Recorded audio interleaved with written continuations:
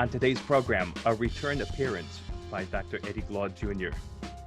He's chair of the Department of African American Studies at Princeton University and the author of Exodus, Religion, Race, and Nation in Early 19th Century Black America. His most recent book is Begin Again, James Baldwin's America and its Urgent Lessons for Our Own, of which Glaude writes, quote, "The book moves backward and forward, vacillating between the past and present, as I think with Baldwin about this troubled period in American history," end quote. I'm very pleased to have him here, Dr. Eddie Glaude Jr.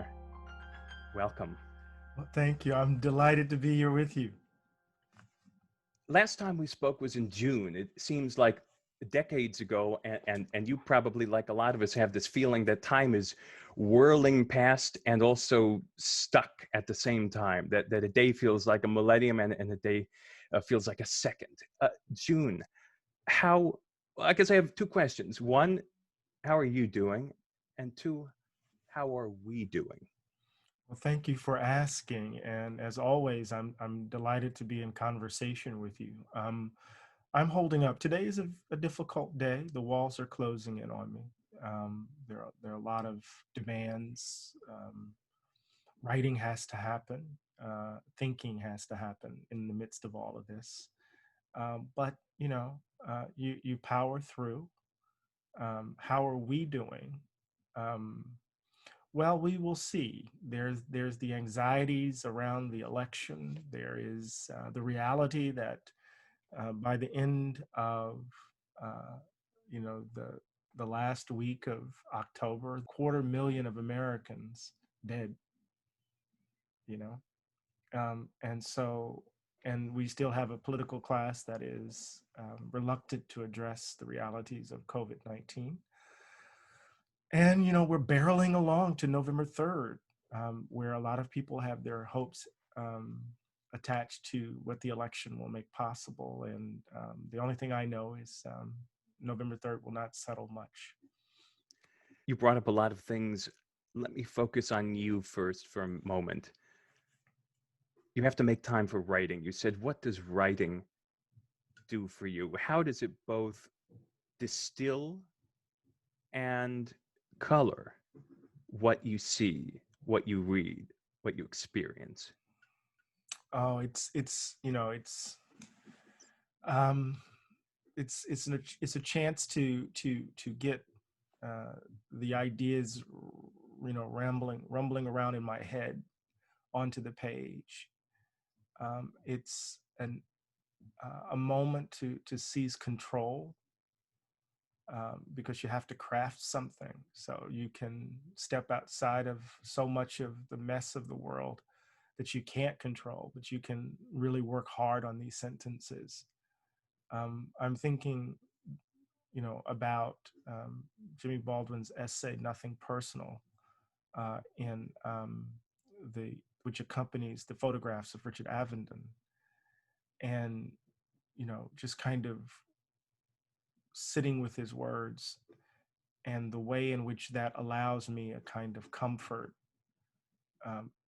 as I grapple with the fact that I really need to get out of this house, get out of this office, and the like. So the writing becomes this kind of moment where you can step outside of the world and step inside your own ideas, and then you have to focus to engage in the craft. So it's a kind of respite. It's my bubble, as it were. It's so similar to music because I have all of this swirling around it, and like most Americans can't escape the barrage of news and headlines. But when I take up the cello or when I put on a symphony or any kind of music, if it's a Sarah Vaughan or a Glenn Miller, it doesn't matter. Suddenly it's so powerful. The message of great music is so powerful that it takes everything and puts it aside. And when I take up the cello and I get to practice the basics, what you talked about, honing the craft, I feel the craft, the detail that it requires forces me to be there and only there. And it's wonderful to put down my cell phone and not look at social media or my texts, because I know that Beethoven and the cello, or whoever and the cello, requires 100%. And that's what you're talking. Exactly. Exactly. That's exactly right. Yeah. How do you, I don't know, are you teaching now, or are you? Yeah, I am. You I'm are. teaching and I'm the chair, and I have to give talks, and the busyness of an online semester is still happening. So talk about teaching. Last time you were on, it was June. Some things were different, some weren't. But summer was just starting. We didn't know what was going to happen, but it was a extremely heady time. Now it's fall, and you're teaching, and teaching it on Zoom or in person. You have to muster energy and Yeah. muster uh, a stick-to-itiveness to put it together for the students on a tough day. How do you do that? Well, again, you power through. There's a sense, first of all, I just love being in the classroom, even virtually, although it's not quite the same. You can't kind of feel the body language of the students. You can barely read it. Everybody's kind of struggling, I think, with a kind of confinement, as it were.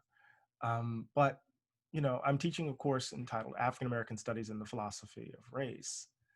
And so the students are grappling with, philosophical arguments. They're grappling with historical detail, and it allows me, again, just like the writing, to step outside of the world for a moment and step into this, even though it's really relevant to the world in which we inhabit, and to try to make sure our students understand the material. I approach teaching like a vocation, so it's my calling, just like writing is a sense of calling, just like being a public intellectual broadly is a part of my calling. So you just prepare the lectures. You got to figure out how to grade these damn papers. That's which is the bane of our existence, and it becomes even more difficult under these conditions. But you do it, because you love to do it. In terms of what you discuss in the class, obviously you talked about relevance. There's a time and a place. Heidi Heitkamp was on here recently. She said, when I asked her at the beginning, I said, you're going to run for Senate again sometime. She said, she had such a beautiful answer. She said, to everything a season. And I just thought that was a very eloquent answer Hmm. from a former senator, and a good political answer too. Hmm. Because maybe her season will come around the carousel again. But but to you, to everything is season. The season now, teaching the relevance. uh, How difficult is it for you and your students, white, black, Asian, or anything else, to talk about race? Do you feel that right on the tip of the tongue, someone has something they want to say and then they don't say it? Not so much. Oftentimes my classes are self-selecting. There are certain kinds of students that show up, although this particular class is fairly large, almost 100 students. Some of them are taking the class to fulfill their what we call epistemology requirement. Um, but I think this generation, I think they realize that something is broken, that the country is broken, and they're not shy, I don't think, about grappling with those elements of our living that feel like they've come apart. And so there is this sense of trying to, they're reaching for new languages, new vocabularies, new ways of thinking, and race is at the heart of it. So we just finished reading Albert Atkin's book, The Philosophy of Race, and they read a chapter out of it entitled Racism, and it's pretty kind of schematic in the way in which it approaches the issue, and they're learning about overt racism and overt racism, and the difference between direct and indirect racism, trying to think about behavioral models as opposed to belief ideological models, as opposed to affective models of how we think about race, and or racism rather, and you can see them grappling with the ideas and trying to think about how this reading fit with the way in which they're seeing the world. So I don't see a hesitancy. Then what I see more than anything is a longing, a grappling, a struggling, and a willingness to do that together, which is really um, inspiring at times. Last time you were on, we spoke a lot about your upbringing. Spoke about your father. We spoke about that time you'll never forget when you moved neighborhoods, and the neighbor Yeah, told your father, this is in Mississippi, the neighbor told your father those begonias aren't yours, or he said they belonged to the person who lived here before. yeah. That sounds pretty broken. How did, to use the word broken before, how did that microcosm of broken carry through with you? Our failures to be together substantively, to see the human beings right in front of us, right, are real. They um, they touch every generation in some ways. And so it seems to me that that moment when my dad's neighbor said, I gave the previous neighbor those begonias, and so I'm taking them back. And my dad said, no, when I bought this property, they're mine now. That neighbor didn't see my father as a human being, as an equal. And so that sense of what keeps us apart, what blocks us from seeing the human being right in front of us, that still obtains, right? That still holds. That these idols, kind of blind us to the depth of the humanity right in front of us. So it's a problem that I've inherited, and strangely and cruelly and terribly, my son has inherited it too. How do you know he has? Well, there's a sense in which you watch him, make decisions, having to convince me, Dad, I have to go out here and protest. I can't sit back and let these people just and be silent as these people, do what they've done. I mean, 8 minutes and 46 seconds, Dad. You know, um, or telling the story about what he sees as a young aspiring public defender. Right? There's a sense in which the reality of the world that shaped how I see it, although it's very different from him in some ways, you could still see some continuities, that he too is grappling with a world that is organized along the lines that some people ought to be valued more than others because of the color of their skin. Is that sense automatically less each generation, or does it go in waves? Does it undulate? Yeah, well, it changes. The value gap is the through line of American history. So what the value gap is this belief that white people matter more than others. We talked about this last time. And that belief, which takes the form of shapes our dispositions, informs our practices, our social and political economic arrangements, it's going to look differently in the context of slavery than it would in the context of Jim Crow, than it would in the context of the first Black president. But if you have a society that still is committed to the idea that the color of one's skin accords you advantage and the color of one's skin accords one disadvantage, then you're going to get um, then you're going to see the value gap, doing its work under very different conditions, even as progress is happening. You see, this is the thing. When people say things haven't changed, they don't mean it literally, right?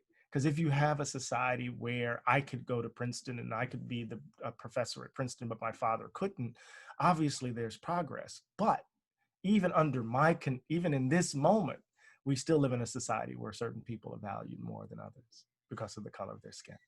Of course, I think of Paul Robeson and his incredible talent in different medium, from opera to the stage. There was an unbelievable video interview from, I think, the early 50s with the BBC, done Yeah. in London, and he's talking about how he approaches playing Othello, and it's unbelievable. I don't know if it's online. Someone emailed me the answer, but I hope everybody will Uh-huh. try to find it, because it's about 8 minutes long. It's inspiring, and the interviewer is rather blunt, but in a way that Robeson is so free to just orate.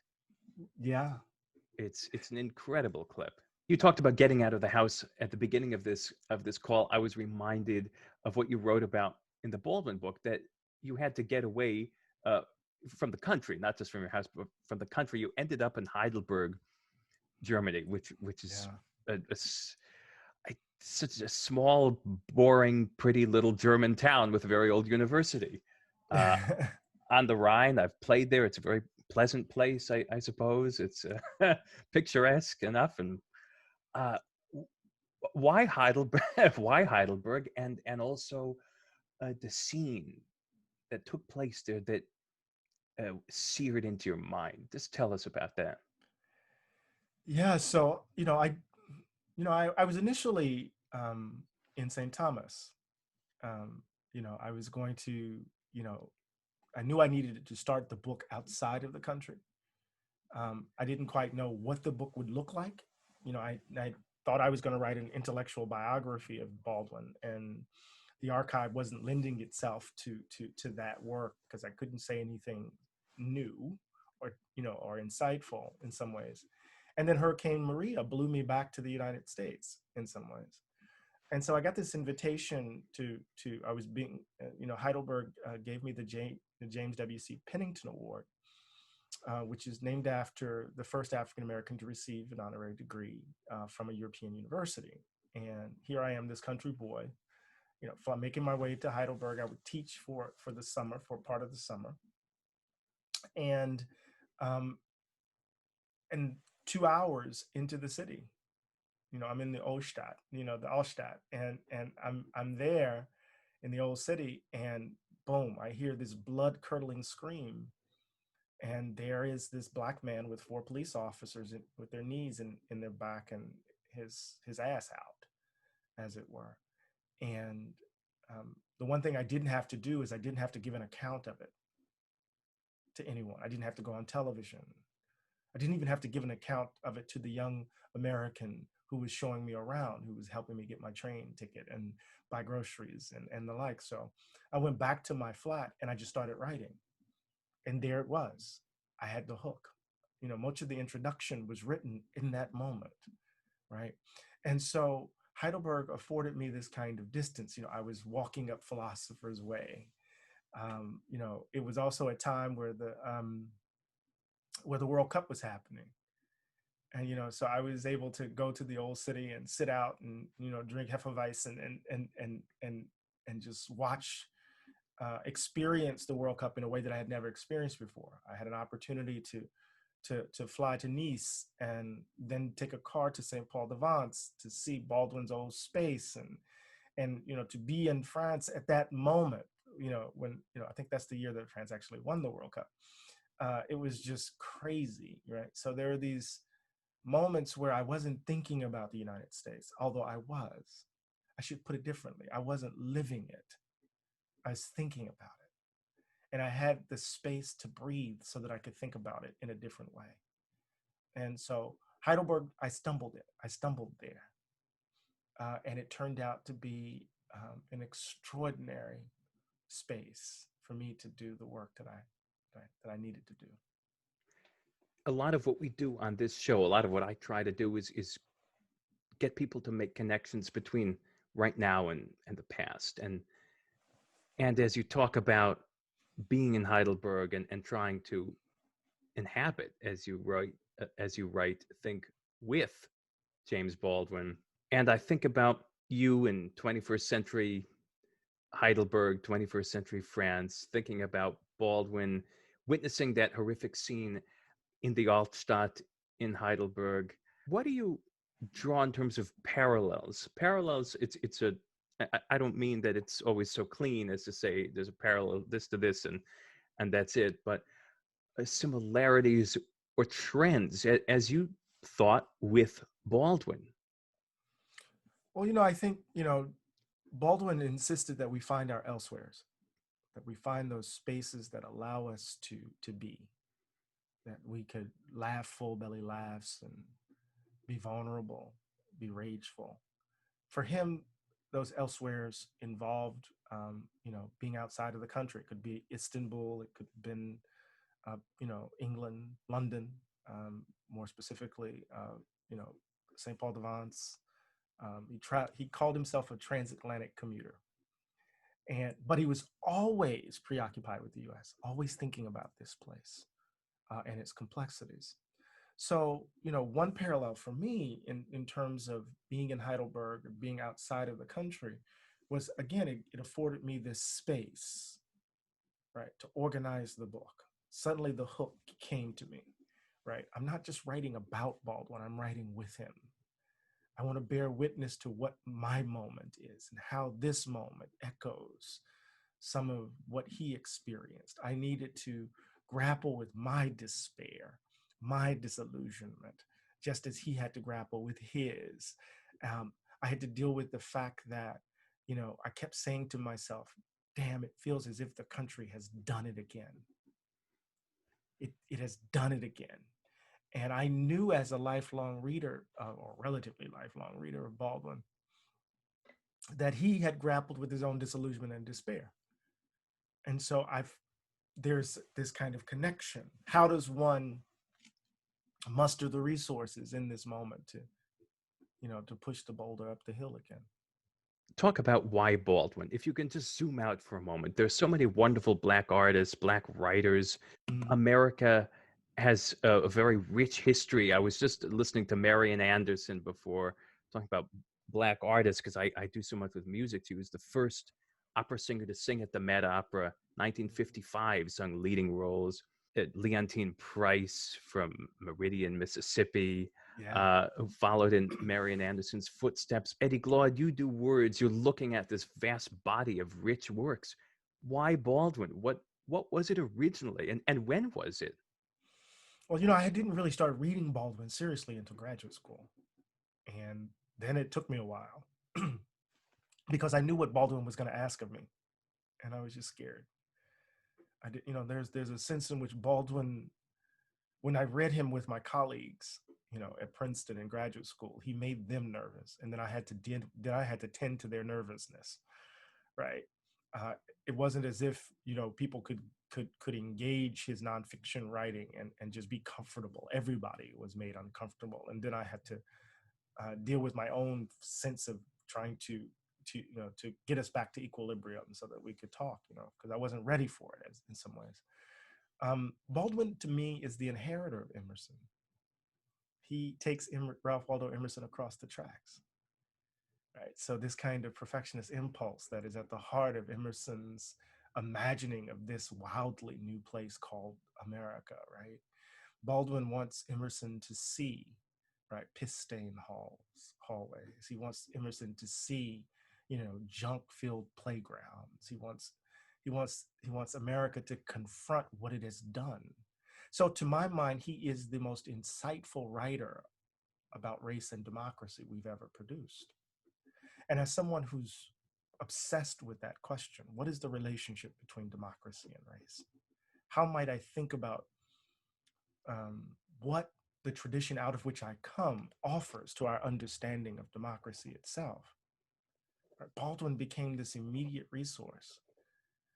But alongside that, though, I think it's the way in which there's a kind of literary journalism, the way in which he implicates himself in his writing, um, his willingness to take risk, his belief that the messiness of the world is actually a reflection of the messiness of our interior lives, um, attracts me to him. I mean, there's a sense in which his insistence on a kind of vulnerability of being able and being willing to risk oneself, right, has attracted me tremendously to him and his writing. Yeah. Talk about the nervous quality that you mentioned about a minute and a half ago. What do you mean specifically? It made you nervous. It made your colleagues nervous. Art and its role of comfort or disturbing, and great art can do both at the same time. And some pieces are meant to disturb, and some are meant to comfort. And then, of Mm-hmm. course, the listener can be affected differently as well. Is affected differently as well. Talk about the nervousness of Baldwin. Well, Baldwin makes his reader nervous oftentimes, and nervous is one word. One could say uncomfortable, because he tells the truth. as he sees it, straight no chaser. There is this extraordinary combination of love and rage in Baldwin's writing that you can't make him sentimental because the sentimentality hides cruelty, Baldwin writes, right? And so he wants to insist that, we don't want crocodile tears. That's not what we want, right? We want an honest reckoning, a kind of confrontation of one's ghastly failures.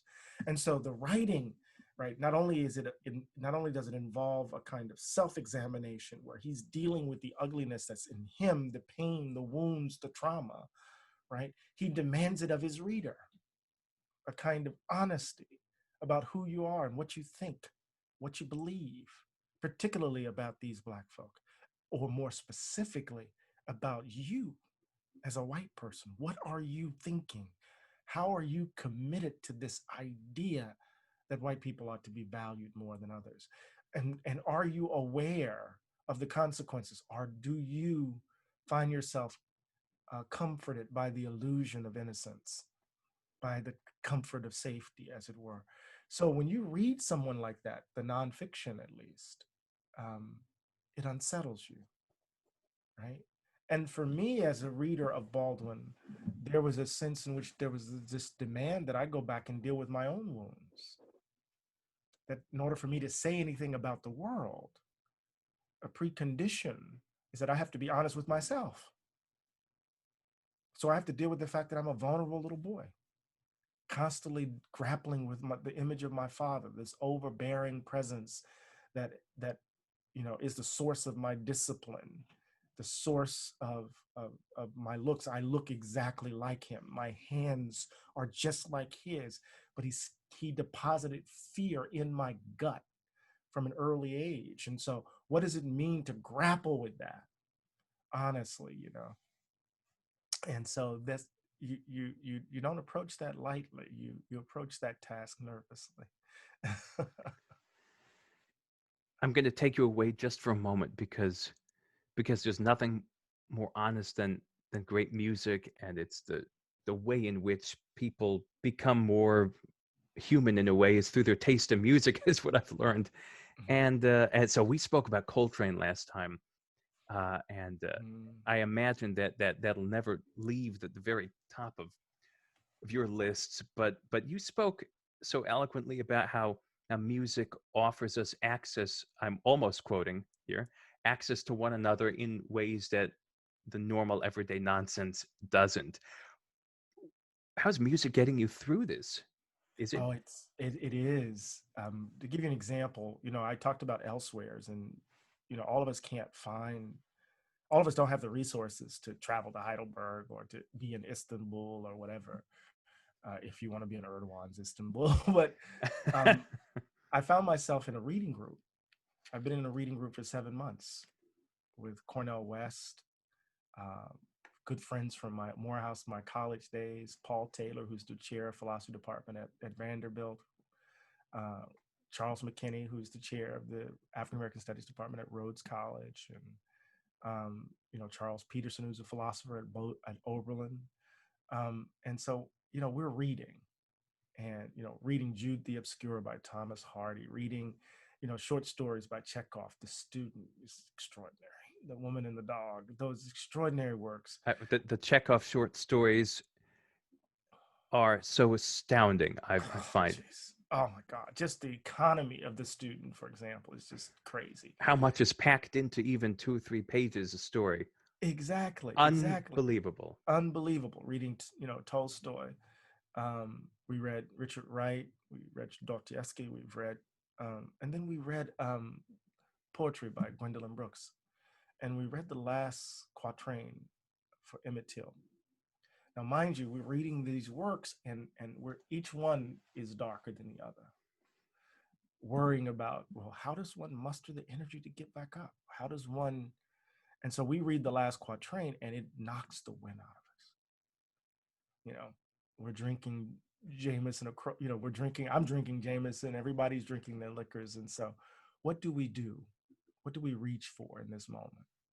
Well, we'd ask each other to submit 2 songs, 2 tracks, and then we will discuss those 2 pieces of music. They will offer some insight into us, right, into you. Um, and for 3 hours, we had been reading together for 6 months, but for 3 hours, that's all we did was listen to music. And oh my God, it was amazing. One of the songs I chose was "A Change Is Gonna Come" by Sam Cooke.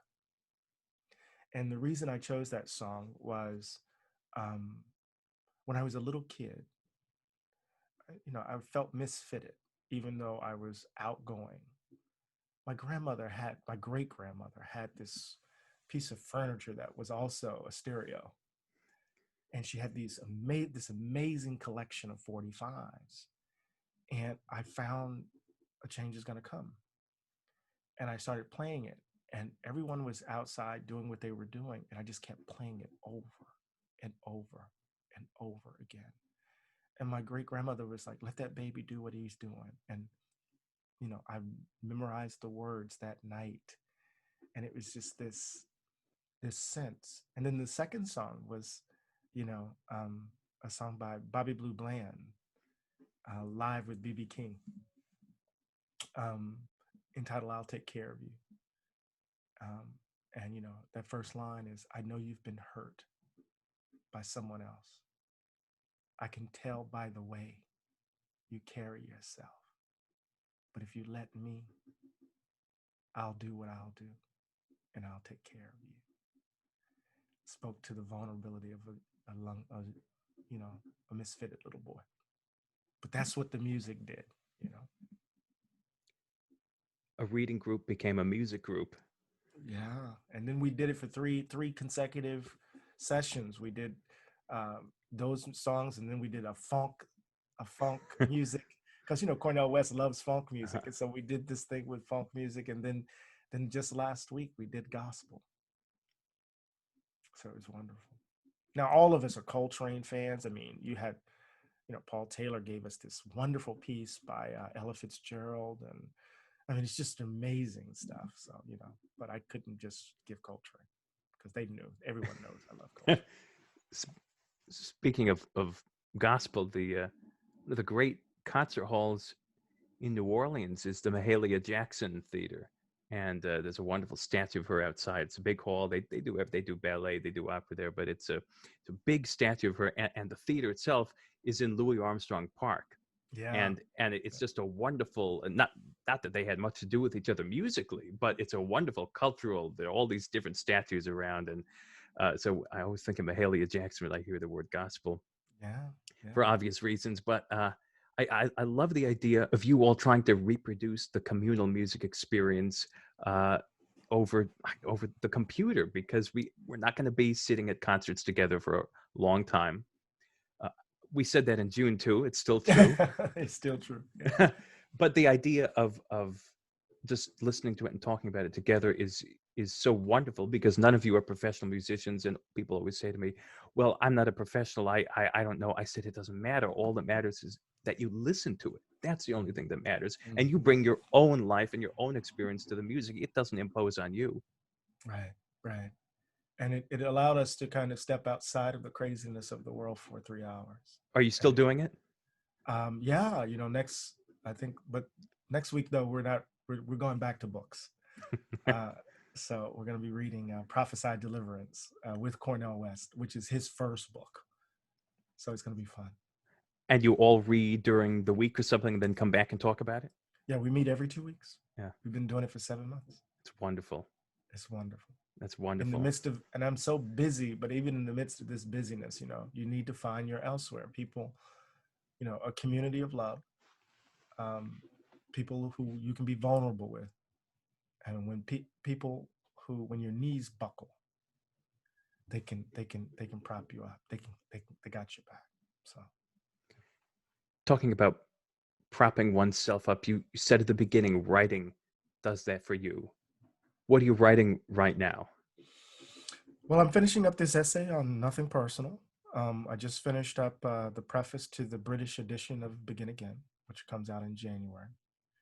I'm in the process now of thinking about the next book, um, and thinking about the next two books actually. So one is entitled tentatively right now, After This, that we have to figure out how to be together differently.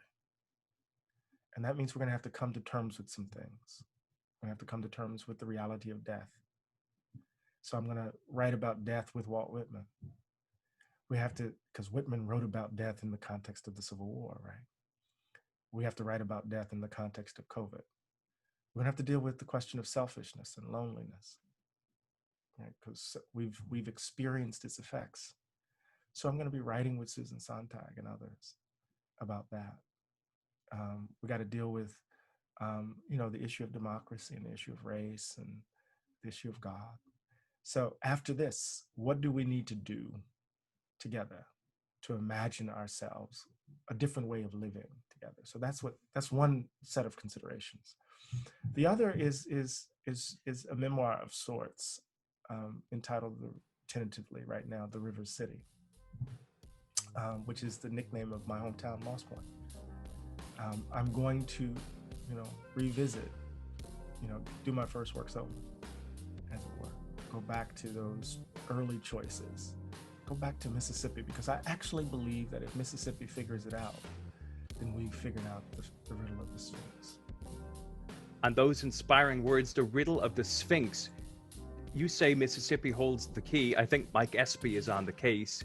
Dr. Eddie Glaude Jr., I want to thank you for coming again and for helping us look at where we are, where we're going, where we've come from, and injecting some hope via words and via music into the possibilities for us collectively as we go forward. I thank you. No, I thank you, Daniel, for doing what you're doing. I really appreciate it, man.